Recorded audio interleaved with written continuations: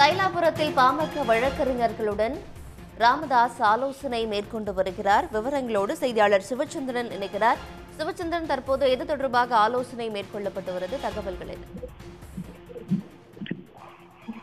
பாட்டாளி மக்கள் கட்சியில் ஏற்பட்ட உட்கட்சி மோதல் காரணமாக அந்த கட்சியினர் டாக்டர் ராமதாஸ் நிறுவன தலைவர் ராமதாஸ் தலைமையில் ஒரு அணியாகவும் அன்புமணி தலைமையில் ஒரு அணியாகவும் பாமக இயங்கி வருகின்றனர். இந்நிலையில் தான் தேர்தல் ஆணையம் எங்களை தான் அங்கீகரித்துள்ளது, எங்களுக்கு தான் சின்னம் வழங்கியுள்ளது என்று அன்புமணி தரப்பு சொல்லி வரும் நிலையில்தான் ஏற்கனவே பார்த்தீங்கன்னா பாமக நிறுவனர் மருத்துவர் ராமதாஸ் தரப்பு ஏற்கனவே பல்வேறு கட்சி நாங்க தான் 89ஆம் ஆண்டு 1989 கட்சி தொடங்கியது. கட்சி நிறுவன தலைவராக நான் தான் இருந்து வருகிறேன்.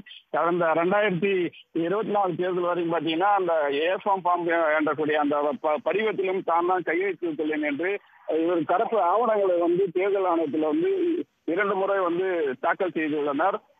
இந்நிலையில் தான் இவர்கள் சின்னம் அன்புமணி ராமதாஸ் தரப்புக்கு மாமரம் சின்னம் ஒதுக்கியதாக தேர்தல் ஆணையம் அறிவித்திருந்த நிலையில் தான் தற்போது ஒரு அவசர ஆலோசனை கூட்டத்தில் தான் தைலாபுரத்தில் உள்ள பாமக நிறுவனர் மருத்துவர் ராமதாஸ் இல்லத்தில் சமூக நீதி வழக்கறிஞர் தன்னுடைய சமூக நீதி தலைவர் கோபு உள்ளிட்ட மூத்த அந்த கட்சியை சேர்ந்த வழக்கறிஞர் பிரிவினர் கலந்து கொண்டு இந்த ஆலோசனை ஈடுபட்டு வராங்க.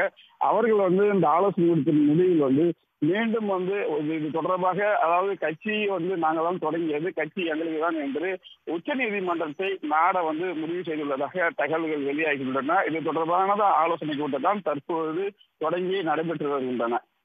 உடனுக்குடன் செய்திகளை தெரிந்து கொள்ள சன் நியூஸ் பெல் ஐகானை கிளிக் பண்ணுங்க.